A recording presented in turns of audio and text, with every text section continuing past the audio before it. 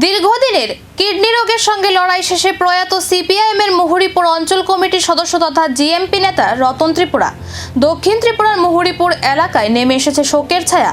সিপিআইএমের মুহুরীপুর অঞ্চল কমিটির সদস্য ও জিএমপি নেতা রতন ত্রিপুরার অকাল প্রয়াণে শোকস্তব্ধ দলীয় কর্মী সমর্থক থেকে সাধারণ মানুষ।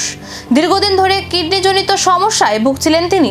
শারীরিক অবস্থার অবনতি হলে প্রথমে মুহুরীপুর প্রাথমিক স্বাস্থ্যকেন্দ্র, পরে দক্ষিণ জেলা হাসপাতাল এবং শেষ পর্যন্ত আগরতলার জিবি হাসপাতালে ভর্তি করা হয়। চিকিৎসকদের সমস্ত প্রচেষ্টা ব্যর্থ করে সোমবার দুপুরে তিনি শেষ নিঃশ্বাস ত্যাগ করেন। মৃত্যুকালে তার বয়স হয়েছিল 43 বছর। 2008 সালে সিপিআইএম এর সদস্য পদ গ্রহণ করেন রতন ত্রিপুরা। দীর্ঘদিন ধরে দলীয় সাংগঠনিক কর্মকাণ্ডে সক্রিয় ভূমিকা পালন করেন তিনি। মঙ্গলবার সকালে তার মরদেহে শেষ শ্রদ্ধা জানান পার্টির রাজ্য, জেলা, মহকুমা ও অঞ্চল নেতৃত্ব।